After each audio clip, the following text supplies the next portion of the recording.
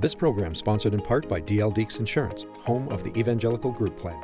For quality service and great rates on your auto, property, or commercial insurance, call us today or visit our website at deeksinsurance.ca. Joining us today is three-time Juno Award winner, Inuk singer-songwriter Susan Aglukark. Welcome, Susan. Thank you. Your journey, it didn't start easy for you. You were from small town community up in Nunavut. Yep. And what drove you?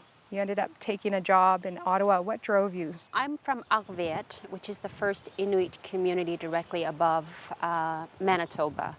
But there are 7 communities along the west coast of the Hudson's Bay.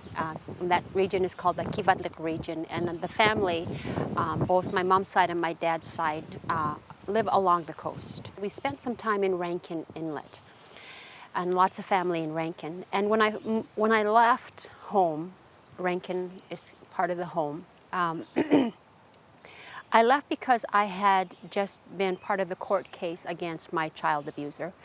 And we won the case, but small town, isolated, very common problem is, now everybody knows, your life has just completely changed.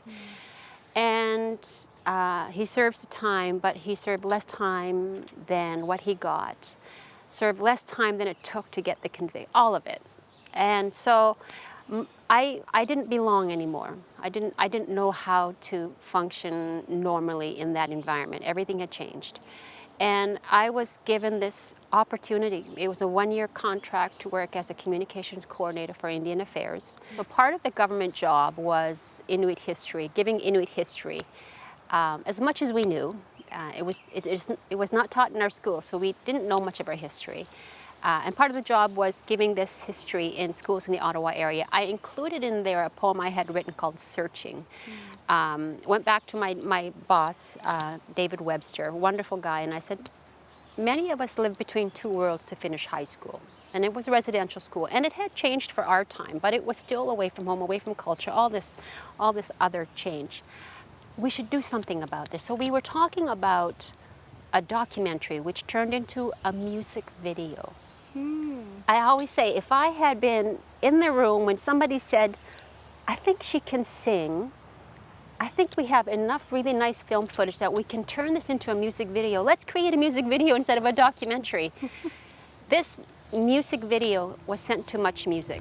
And I'm still doing my day job at Indian Affairs. I'm night schooling to get my pilot's license, and I have a music video playing heavy rotation on Much Music. That was the start of something. I also know that you'd been juggling a few things. Eventually you became an executive assistant. Yep. So you're still doing your schooling at night. And then your first album, Arctic Rose, you're on tour, doing some tour. But you had to make a decision because you couldn't do all 3. Yeah. You chose music. I chose what was waking up inside me. And that was, I didn't know then to call it healing. I knew that something that lay dormant. When you're a victim as a child, you hide a lot of things. You bury a lot of things. I'm one of 7 children, awesome siblings. And I was very fortunate that I had a great childhood. I loved my childhood. There was that one thing that happened. There was this really, really dark place that I had buried, so that I could go back to whatever my normal was. So the writing of the Arctic Rose album, the Searching video, we were doing the Christmas album at this creative process, this outlet was introduced. And so it was waking something up that I had buried, which was very scary, but I needed it. I didn't know at the time to call it healing, but it was doing something. I chose that. I didn't choose celebrity. I didn't know to call it celebrity. I didn't know to call it a career. I didn't know, the first couple of years of that time was, I was not a great songwriter. I was not a great singer. It was nothing about that, but this waking up. That's what I chose. You've been really focusing your passion in another direction, social activism. You founded Arctic Rose Foundation, and that helps children up in northern communities, Indigenous communities who suffer from trauma and abuse. Describe what the program does Describe the program. The Arctic Rose Foundation's mandate is safe places, emotional, physical, cultural, and spiritual safe places for northern children and youth. And I was able to get a very broad mandate because we know everything's in crisis in our communities.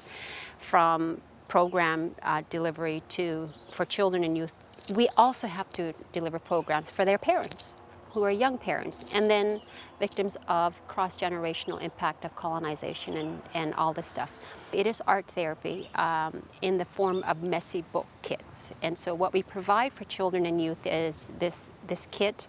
We provide themed conversation and art projects. So it's not just sit down and do random art. It has to be culture specific. It has to be facilitated by Indigenous people.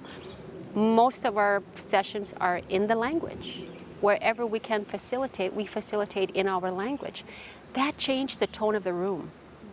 The participants, who are mostly Indigenous, all Indigenous in fact, belong, and they know this. They culturally belong. I do private sessions for grief and trauma with adults as well.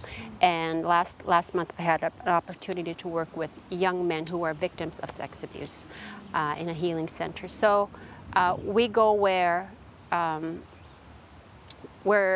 there is an open heart and readiness to deal with these issues. You talked about your people needing to be set free from the fear that God is a God of judgment and wrath.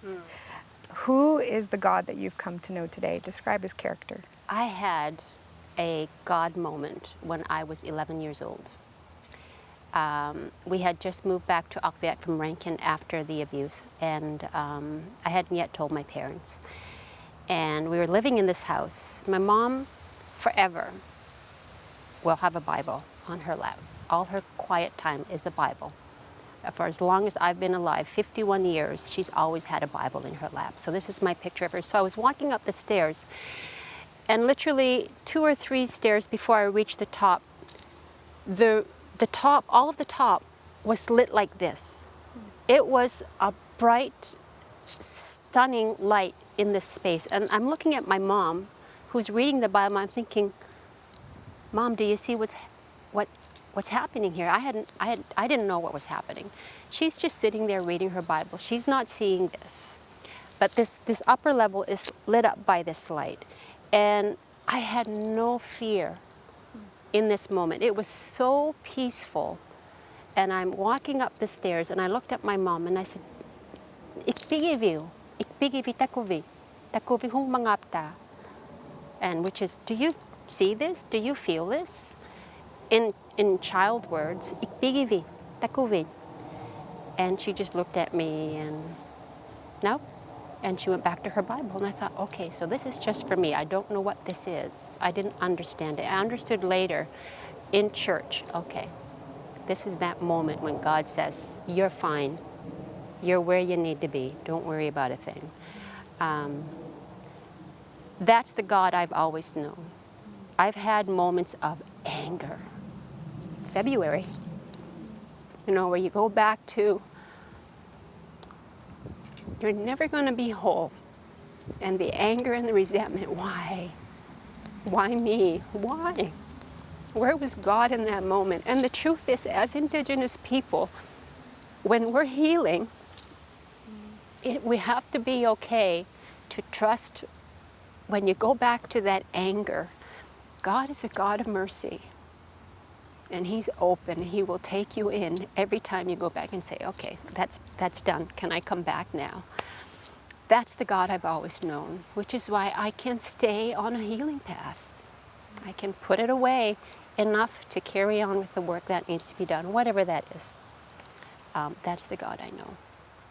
Thank you for joining us today, Susan. It's an honor to have you. And just so you know, we're supporting you, we back you, and we're cheering you on. And we look forward to having you again to talk about your new album. Thank you.